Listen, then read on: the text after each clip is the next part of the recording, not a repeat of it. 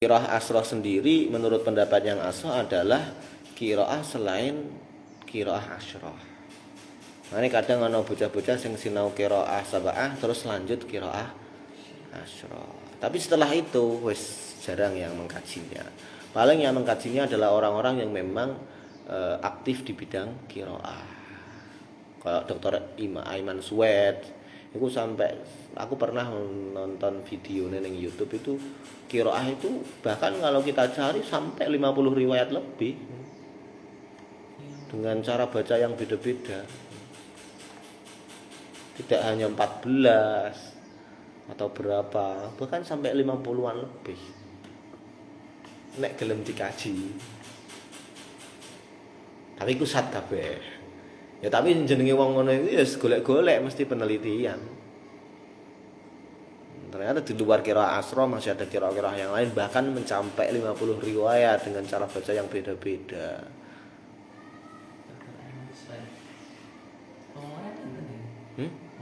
Ya semen sepuh ra arti umure piraku. Mboten desene jenengan. Enggak.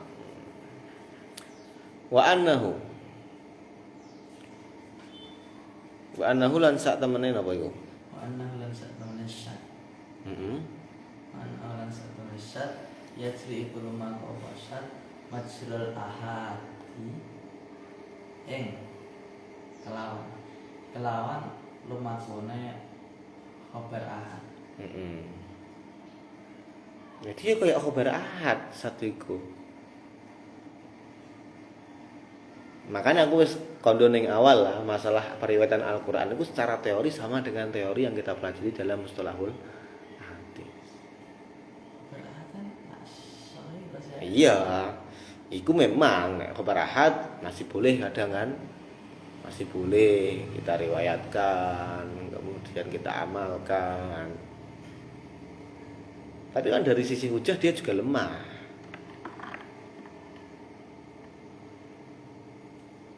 Ya kan? Lemah tetap. Berahad itu tetap lemah. Nah, tapi nek neng kene syad iku kategorinya ya khabar ahad. Karena pada akhirnya karena dia khabar ahad, satu orang meriwayatkan dari satu orang yang lainnya kepada yang lainnya bukan jam'un sehingga yumkin mutawatuhum alal kadhib. Jadi lebih simpel aja sebenarnya nek masalah periwayatan Al-Qur'an itu enggak serumit hadis. Meskipun sama-sama pakai teori riwayat. Jadi pokoknya nek orang mutawatir atau di bawahnya sedikit seperti tadi ada qiraah sampai qiraah asroh, mawara al-asri semua syad. Dan itu haram dibaca.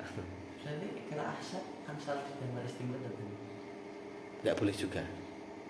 Nah, ya, niki terus ya sering majrul ahad. Betul kan ahad salah dan istimewa. Ya saiki delok maksudnya ya jeri majrul ahad fil ihtijat li annahu mangkulun anin nabi wa la yalzamu min intifa'i khususi qur'aniyatihi. Nek ning kene iso digawe hujah ya. Bisa dibuat hujah fil ihtijat karena posisinya kayak khabar ahad. Dan kita tahu kalau di dalam fikih memang khabar ahad juga kadang dibuat hujah, tapi hujah itu lemah ya mestine. Lemah. Ya boleh-boleh saja li annahu mangkul anin nabi. Tapi wala yalzamu min intifa'i khususi qur'aniyatihi intifa'a umumi khabariyatihi.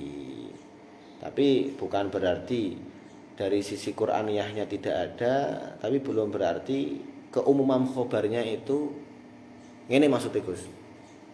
Bagaimanapun sing jenenge qiraah syadz itu adalah khobar. Sehingga secara makna itu bisa jadi maknanya sahih. Kayak hadis-hadis dhaif itu kan kadang secara teori dia dhaif. Karena periwayatnya mungkin enggak adil, enggak thiqah. Yang meriwayatkan hanya beberapa orang saja.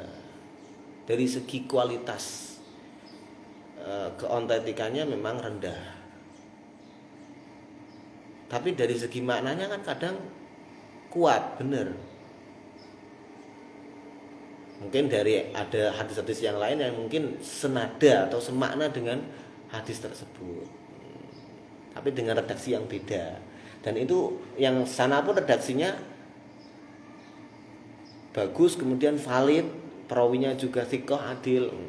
Padahal secara makna sama, tapi sing iki dhaif, mungkin dilihat dari segi perawi sanadnya. Ini kuat, tapi maknanya sama. Nah, jadi kan kita katakan kalau syad itu bukan Quran, itu tidak menafikan bahwasanya itu adalah khobar. Di mana khobar itu ya bisa jadi yahtamilul sidqa wal kadzib. Maka akhirnya boleh ihtijaj dengan itu, tapi tentunya enggak begitu kuat. Wakila la yuhtaju bihi li annahu innama nukila Qur'anan walam tasbut Qur'aniyatuhu. Oh, katanya Al-Qur'an tapi kenyataannya enggak ada bukti yang bisa membuktikan kalau itu benar-benar Al-Qur'an. Ini ngapain kita jadikan hujah? Bukan Quran. Nah, alasan yang pertama, loh, kalau dari segi Qur'annya iya, memang nggak valid secara perawi, nggak bisa valid, sing riwayatno sithik. Tapi bukan berarti makna yang dikandung dalam khobar itu nggak benar. Bagaimanapun dia tetap dikatakan khobar mangkul anin Nabi. Meskipun kalau kita katakan Quran susah.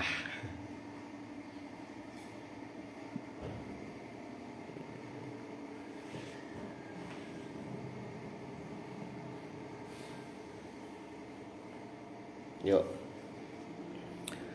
Wa annahu lan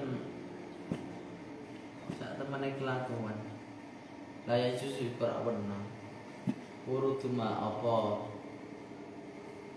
urut tumakane lafaz iya, tumekane lafaz, datangnya sebuah lafaz la makna kang ora ana makna iku maksud lahu kang tetep keterima fil kitab ing dalam Al-Quran as-sunnati as-sunnah. Jadi ada sebuah teori dalam usul fikih yang mengatakan tidak boleh ada sesuatu dalam Al-Quran yang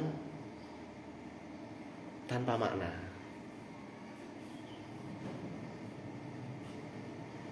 Enggak boleh, menurut teori dalam usul fikih tidak boleh ada sebuah redaksi dalam Al-Quran atau Sunnah yang tak punya faedah sama sekali, tak punya makna sedikit pun, nggak boleh. Karena sing jenenge Al-Quran, Sunnah itu semua kan wahyu dari Zat yang maha sempurna. Kalau datang sesuatu dari Zat yang maha sempurna kok nggak jelas maknane, kan itu sebuah kekurangan kan. Justru kalau kamu yakini no ning Al-Qur'an sunnahnya ku perkara-perkara sing ora ono faedahe. Padahal itu kita nisbatkan wahyu Allah dari Zat yang maha sempurna. Otomatis kalau kamu meyakini bisa jadi kok. Kamu akan menetapkan kekurangan pada Zat yang maha sempurna dan itu mustahil. Walaupun kita nggak tahu maknanya. Walaupun ya masalahnya kita yang nggak tahu maknanya. Tapi itu pasti ada maknanya.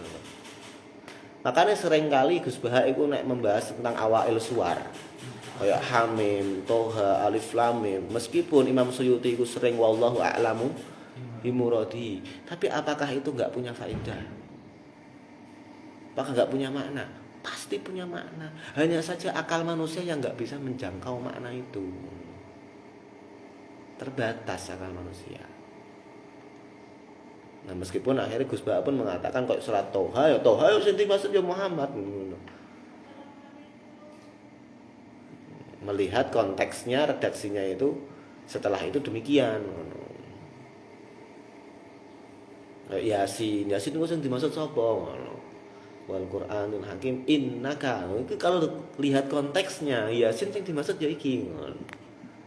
Ano sing seperti itu. Tapi sing jelas ulama terbagi menjadi dua. Ano sing berusaha menjelaskan makna ayat-ayat awail suwar itu ya, huruf-huruf muqatta'ah itu ada juga yang wallahu a'lamu bimuradihi. Tapi sing jelas harus kita yakini apa yang dalam Al-Qur'an dan Sunnah itu enggak boleh enggak punya faedah, enggak boleh enggak punya makna.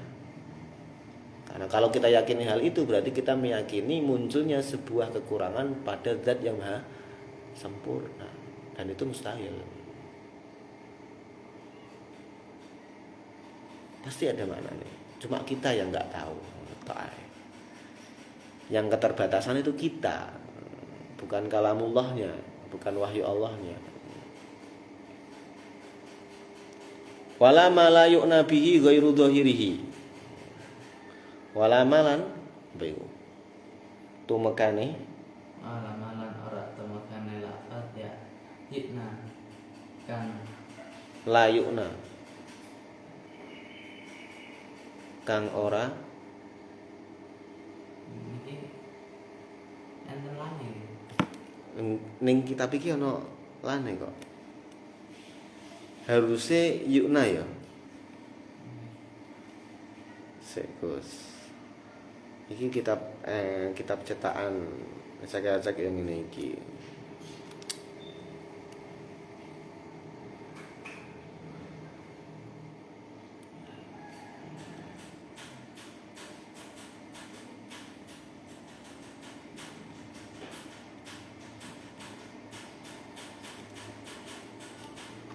Ma yu'na ya Gus. Yuk, terus. Ma apa? urut temakane perkara yukna kang den kersakake bihi kelawan ma ghairu dhahiri apa liyane dhahiri illa bidalilin kejaba kelawan dalil. Nah, ini nanti sudah membahas tentang bagaimana seorang mujtahid melihat sebuah teks dalam Al-Qur'an maupun sunnah. Bagaimana kita menggali info atau informasi atau sebuah pernyataan yang dia lihat dari redaksi-redaksi Al-Quran maupun Sunnah. Sing jelas ada sebuah teori gak boleh ada sebuah redaksi dalam Al-Quran maupun Sunnah yang akan dikehendaki makna yang bukan zahir. Jadi yang pertama kita lakukan itu harus memahami sebuah redaksi dari sisi zahirnya terlebih dahulu. Jangan langsung ke yang bukan zahirnya. Kecuali kalau ada dalil yang lain. Ini kan wis mbok pelajari ning warokat kae kan. Gak boleh kamu ketika ada zahir, ada lawannya zahir, itu harus kamu menangkan yang zahir. Kecuali kalau memang di situ ada dalil lain yang menggiring kita untuk memaknai redaksi tersebut dengan makna yang bukan zahir. Jadi nggak boleh kita kehendaki untuk makna yang tidak zahir kecuali ada dalil. Seperti ada redaksi umum. Ya, umum ya zahirnya ya mencakup seluruh individual kan gitu. Ya kan, mencakup seluruh individual tanpa terkecuali. Mau umum redaksinya, siapapun akan masuk dalam kitab tersebut. Tapi karena ada dalil yang lain yang menjelaskan kalau dalil umum tadi ternyata hanya mencakup yang demikian saja, hanya mungkin sebenarnya amal maksus. Ada redaksi umum, maknanya umum, tapi karena ada dalil yang lain yang mentaksis, membuat makna keumuman tersebut akhirnya lebih spesifik kepada kaum-kaum tertentu. Ya kan? Wa annahu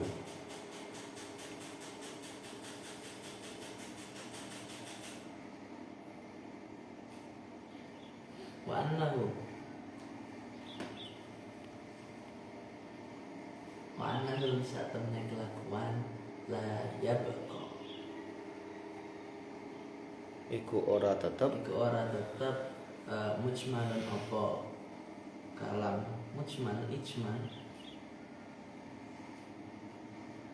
Ya, mujmal itu sebuah istilah yang dalam usul fikih ya, sesuatu yang masih terlampau global maknane. Kullifa kok mujmalun kullifa kan den bebani apa bil amali penggawean apa bil amali kelawan ngelakoni bil amali kelawan ngelakoni bihi kelawan mujmal. Maksud paham ora? la yabqa mujmalun kullifa bil amali bihi. Lah niku ghairu mubayyin. Terus ghair Napa naibul fa'il ghairu ayo mubayyin. terus iku sifate mujmal ghairu Ghairu mubayyinin kang ora mubayyan. Bayan. Kelawan katane mujmal kan karo bayan kan kok. Ghairu mubayyanin kang ora den diterangke, dijelasake. Jadi kita harus meyakini bahwasanya redaksi-redaksi yang masih umum, yang masih ijmal, masih global, tidak mungkin Allah akan menuntut kita untuk mengamalkan redaksi-redaksi ijmal yang belum ada penjelasnya. La yabqa mujmalun kullifa bil amali bihi ghairu mubayyan. Artinya piye bisa kita simpulkan? Kita sebagai umat Islam itu pasti kalau kita dituntut sesuatu yang diambil dari redaksi mujmal, pastinya redaksi mujmal itu sudah ada bayannya, ngono lho. Nanti nggak mungkin kita dituntut melakukan sebuah hukum yang diambil dari redaksi ijmal kecuali redaksi ijmal itu sudah ada penjelasnya.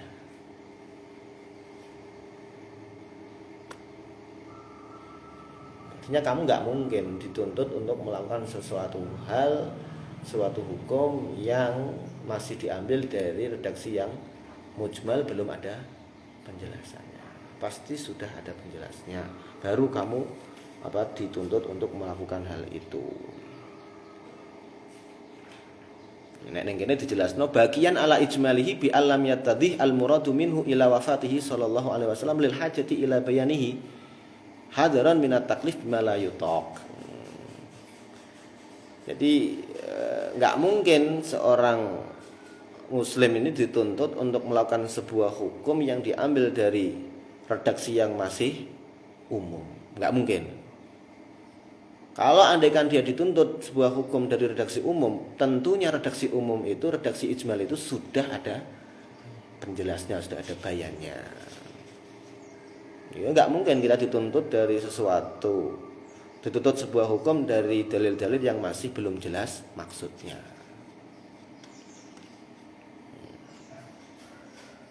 Karena kalau seperti itu seakan-akan kita dituntut melakukan sesuatu yang tidak mampu kita lakukan.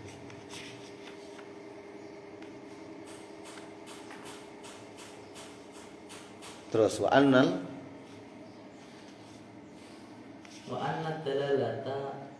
dalalah pun al-adillah wa annal adillata lan sak temene pira-pira dalil an-naqliyata kang bangsa nakal qad tufidu iku teman-teman maete ya apa al-adillah an-naqliyah al-yakina ing yakin bindinami wa kelawan mengko sak liyane mengko indema iku maknane dudu mengko. Nek mengko iku kan domina. Iku ana nune lho sakwise mem. Nah iya. Kumpul dom. India wilayah kelawan terkumpulnya saliyane akil. Jadi dalil-dalil nakli sing sifatnya hanya periwayatan ya dalil nakli itu. Bukan dalil akli. Kalau dalil akli ya kita pakai rasio kita. Kalau dalil nakli ya memang ada redaksinya secara langsung dari sahibus syar'i. Entah itu Al-Qur'an maupun sunnah ya. Bahwa anal adillata an-naqliyah qad tufidul yakin. Terkadang bisa memunculkan sebuah keyakinan terhadap pengertian atau makna yang kita dapatkan dari dalil-dalil nakli tersebut. Bindimami ghairiha. Tapi kamu bisa yakin karena ada dalil yang lain selain dalil nakli. Min tawaturin wa musyahadatin. Kowe dikai kabar nek sing jenenge umpama Atabik kecelakaan. Tak percaya. Wong nakli. Kayak dikei berita Atabik kecelakaan. Tapi setelah kowe lewat dijak merono lewat dalan kecelakaan kono, lokasi kecelakaan, kowe bener-bener weruh musyahadah. Saiki kowe yakin gak? Yakin. Iku contohnya. Di dalil nakli sing hanya sebatas periwayatan itu bisa memberi keyakinan kepada orang yang menerima info tersebut dengan adanya dalil-dalil penguat yang lain. Seperti kamu tadi kamu dengar cerita dari seorang teman kalau Atabik kecelakaan, kamu nggak percaya. Habis itu kamu diajak ke TKP. Dengan mata kepala sendiri kamu melihat kejadian itu. Akhirnya kamu yakin. Nah, itu maksudnya musyahadah. Atau dengan tawatur. Kamu dapat berita dari si A kalau Atabik kecelakaan. Terus kamu ketemu si B bilang juga Atabik kecelakaan. Kamu ketemu C bilang juga kalau Atabik kecelakaan. Kamu bilang ketemu D, dia bilang juga Atabik kecelakaan. Di mana? Misal neng Semarang. Nah, kok padha kabeh? Nah, berarti kita tawatur. La yumkinu tawatuhum alal kadzib. Padahal awalnya kayak gak percaya. Ku jenenge kamu akhirnya yakin dengan info yang kamu dapatkan dari dalil nakli hanya sebatas mendengar dengan jumlah orang yang memberi info yang sama itu banyak. Iku sing tawatur. Nek ngene dicontohna kama fi adillati wujubis shalah. Seperti dalil wajibnya salat. Fa inna sahabata amilu ma'aniha. Alimu ya. Fa inna sahabata alimu ma'aniha. Para sahabat tahu makna dari dalil-dalil itu al-muradah bil qara'in al-musyahadah. Wa nahnu alimnaha biwasitati naqlil qara'ini ilaina tawaturan. Ku contone. Inna sahabat alimu ma'aniha al-muradah bil qara'in al-musyahadah. Mereka yakin kalau wajib salat itu benar-benar ada. Tapi dengan apa kalau sahabat? Musyahadah, roh Kanjeng Nabi salat 5 waktu. Ya kan? Musyahadah kalau sahabat. Sahabat itu yakin nek salat 5 waktu wajib iku soalnya ngerti nek Kanjeng Nabi 5 waktu ora tau ninggal. Musyahadah. Langsung melihat dengan mata kepala mereka sendiri. Kalau kita ketika kita meyakini wajib salat 5 waktu, apakah bil musyahadah? Kita langsung roh Kanjeng Nabi nglakoni 5 waktu itu tanpa pernah ditinggal? Enggak kan? Tapi dengan jalan apa? Dengan jalan tawatur. Banyak sekali ulama-ulama sebelum kita, kemudian ulama sebelumnya lagi itu mengatakan kepada kita senjenenge Kanjeng Nabi ku ora tau ninggal salat 5 waktu. Ini tawatur berarti.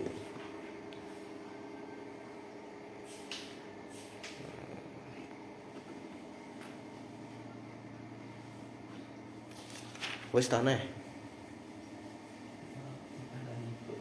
Oh, ngono ya wis. Allahu a'lamu bis shawab. Wis rene ta engko? Enak, aku ra ngerti ya. Wis, assalamualaikum warahmatullahi wabarakatuh.